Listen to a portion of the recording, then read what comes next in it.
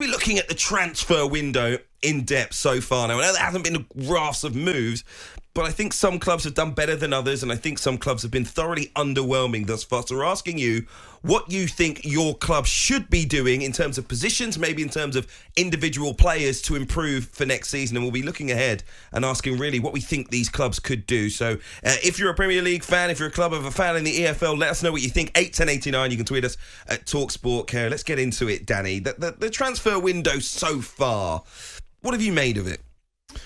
Yet to really kick off, I think, isn't it? It's obviously one or two signings, the Jadon Sancho deal.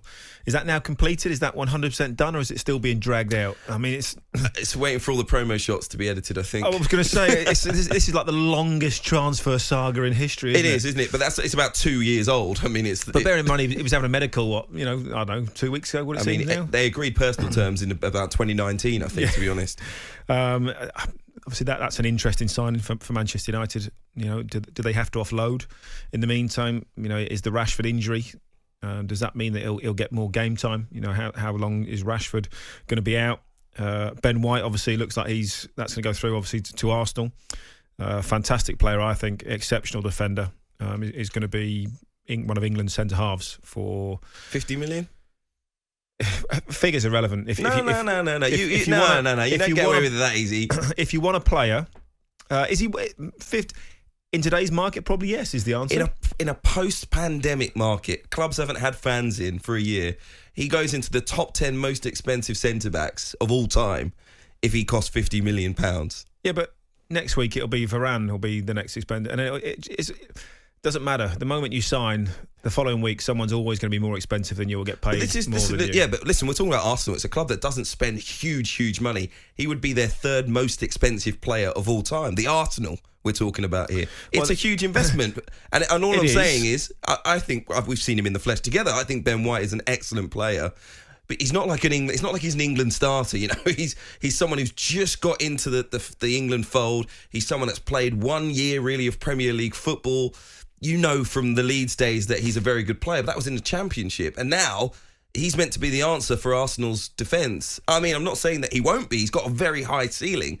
But this £50 million price tag right now, as it stands, could they go and get a better centre-back than Ben White?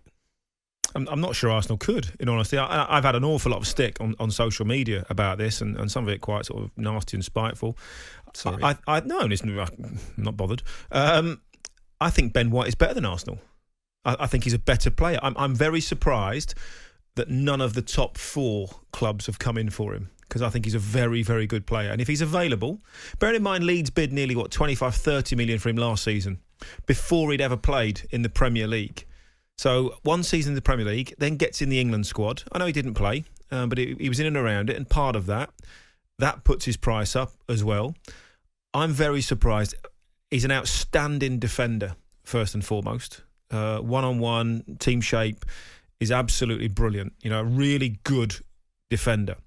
And then he can play. And this is why I said at the time when he was at Leeds, I think the fee was probably, they wanted 20 million at the time. First 3 or 4 months. Someone should just come and buy him for like 20 million, 25 million, get it done, and then let him stay on Leeds on loan till whenever. But nobody wanted to come in and do that. He's an exceptional player. My only question is, he's going to Arsenal. Is he going to win the Premier League in the next 3 or 4 years? Are they going to be back in the Champions League? He plays for Brighton now. I mean, if you were at Brighton... But I think honestly... I think he could go better than that. Yeah, but you wouldn't be thinking about titles per se. Arsenal is still a huge club. He's got to be thinking about the World Cup. He's got to be thinking, right, okay, does that give me the best chance of going to the World Cup? Arsenal are still in a bit of flux at the moment. I know they're a big club. Didn't have the worst defence, though. They're, I think, 3rd or 4th best in the Premier League last year. Yeah, but where did they finish? I know, but we've got Aston Villa players, defenders in the England squad. You don't have to be in Manchester City's defence to get in the England squad. In an ideal world, to get into that World Cup squad, you want to be proving yourself in European, especially Champions League football, because that's what it comes down to. Given the choice, is Gareth going to take a player that's proven it in the Champions League or even the Europa League, or is he going to take a player that's never played in it? That's the difference. And Ben White has a choice. That's what I'm saying. It's not like he's been forced to go to Arsenal. I don't believe that would have been his only option, because I think there are other clubs out there that would spend that sort of money on a centre-half. Loads still to come. You'll understand, though, this is the kind of conversation we're going to be having. Tell us about the individual players that your club's maybe interested in, rumoured to be signing. What do you make of it? Everton fans in particular, we'll talk about you a little bit later on. We'll talk about those that might challenge for the Champions League spots, the Premier League title as well. But just on the overarching point of the transfer window once again, Danny, it was billed as the transfer window that because of the pandemic, the big clubs could really manipulate. They could go and almost, hold other clubs to ransom over their players. It hasn't quite materialised as that.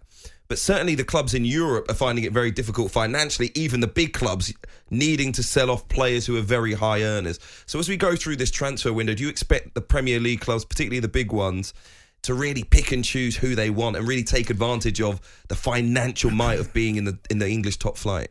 Well, you're looking at Barcelona, aren't you, really, and Real Madrid. They're the sort of the clubs that you're looking at that normally spend very, very big. They're in financial crisis. They're in so much debt because they've been run badly for the last few years. It's now caught up with them. That's the problem that they have. Messi doing this 5-year deal, sort of taking a wage cut. I'm not sure he's going to play for the whole of that 5 years. That last 2 years, he might be doing not a lot. So again, there's ways of manipulating, the financial fair play and the rules and regulations that they have, and they can get around it. But I think it's just where it is at the moment. The Premier League is still the richest league in the world because of the TV rights and the TV money. Do you expect we might see players, for example, left out of Premier League squads who are on good money because they might not get a game at the club that they're at, and then they might be trying to get it, forced out of the club by some of the, say, for example, a Danny Drinkwater at Chelsea. Now, he might not be named in the Premier League squad. He's on a big salary. Other clubs might not want to take him either, and he's not the only one. He's just an example. Do you expect some of those big Premier League squads to be streamlined in terms of the high earners?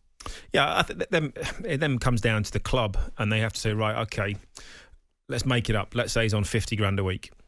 So, okay, do we want to keep paying 50 grand a week to play in the under-23s or to just be around the place? Or actually, if we just give him 25 grand a week, you can go and find yourself the other 25 grand somewhere else. You'll start to see a lot of those deals be done, I think, where, the club that owns the player is going to have to do a severance package and pay a large portion of those wages.